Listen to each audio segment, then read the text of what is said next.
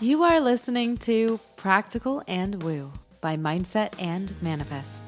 My name is Eden, and I invite you to embark on a journey with me to explore the practical and spiritual edges of the unknown for the purpose of allowing you to embody and empower yourself uniquely as you are and to intentionally create and live a life of freedom and fulfillment.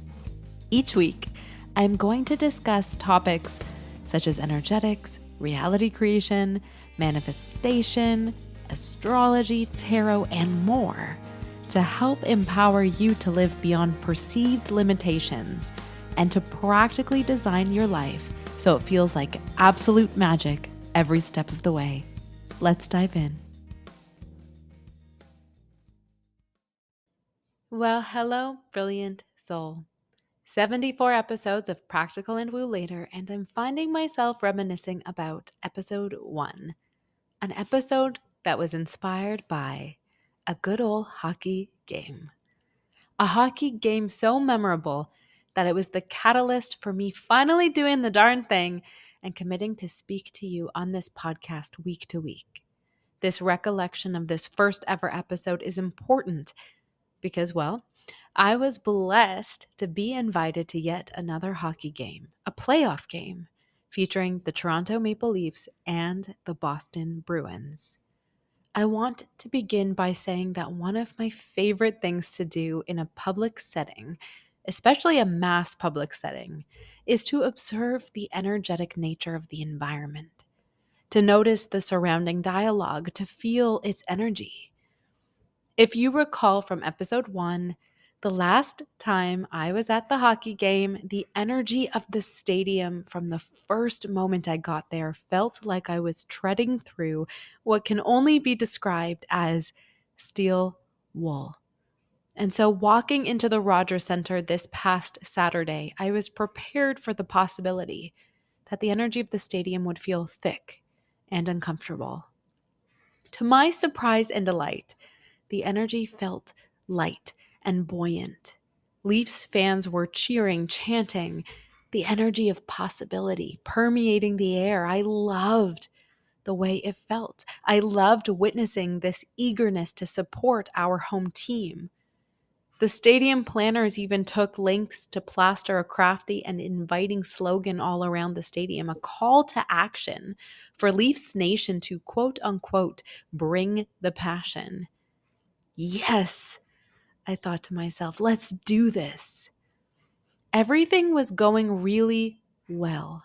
That is until the Boston Bruins scored their first goal. All of a sudden, the stadium felt like a deflated balloon with all of the air sucked out. It was a visceral feeling of hope being lost. And yet, this happened in the very first period. 2 more periods to go.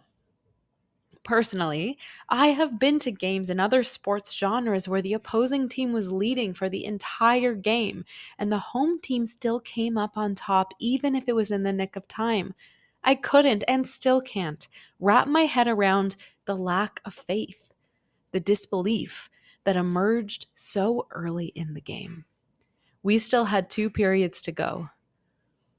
What became apparent to me is that the Toronto Maple Leaf players were impacted by the energy of the stadium, impacted by the energy of this noticed lack of faith.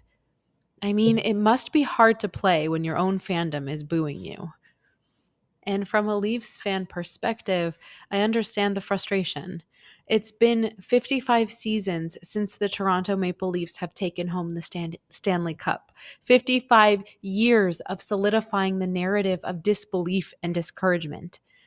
In episode 1 of Practical and Woo, I mentioned that the energetic reason for this 55-year drought, in my opinion, is the pervasive, all-consuming negative narrative about the proficiency and ability of the Toronto Maple Leafs. A quick Google search will showcase a barrage of memes that identify the root of this perception. To a large degree, I still perceive the perpetuation of this narrative to be one of the causes, though Saturday's game allowed me to witness another consideration as well. Before I dive into this other consideration, it feels nuanced to mention that the number 55, as in 55 years since, carries the energetic meaning for the possibility of change, which I think is really cool given the topic of this episode. To me, this means that with the right approach, change is possible. I should say, instead of right, no right and wrongs here, with a new approach, with a new perspective, change is possible. Success can be achieved. Nothing is ever set in stone. Change is the only constant, especially if you choose to cultivate a new narrative around it. What I noticed from this game was that after that first goal, after the entire room deflated, the Leaf players allowed the doubt and disbelief of the fans to impact them. They drank it in and allowed it to influence how they chose to perceive themselves and their abilities, which impacted their gameplay. They allowed the egging from the opposing team. They allowed the booing from the fans. They allowed the narrative to solidify their results. There was a stark contrast in the demeanor of how the Leafs players carried themselves at the start of the game to how they progressed in it. From where I was sitting, it appeared like they gave up on themselves in a similar way that the fandom gave up on them. I actually have a friend who was watching the televised game, and that friend mentioned to me that it was actually strange to see some of the leading players yelling at each other. Something that my friend has never seen before. And so it makes me wonder, whose responsibility is it to shift the narrative?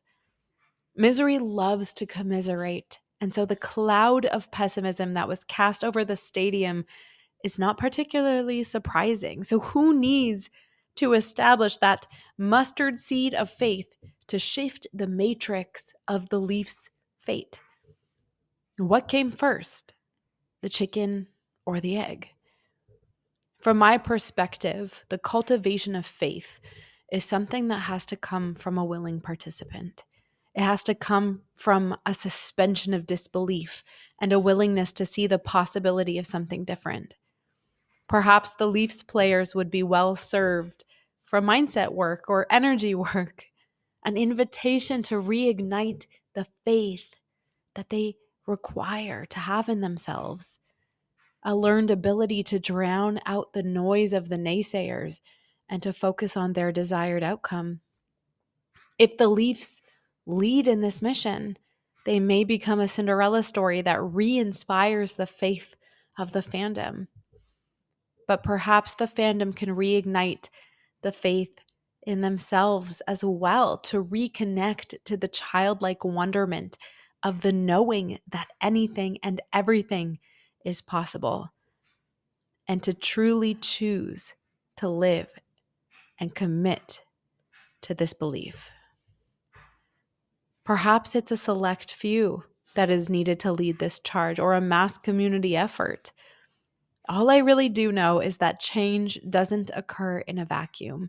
And maybe it doesn't matter if it's the chicken or the egg that comes first. Maybe what does matter is that there is always the choice to evolve beyond the feedback loop of what we've come to expect and to instead try something new. Until next time.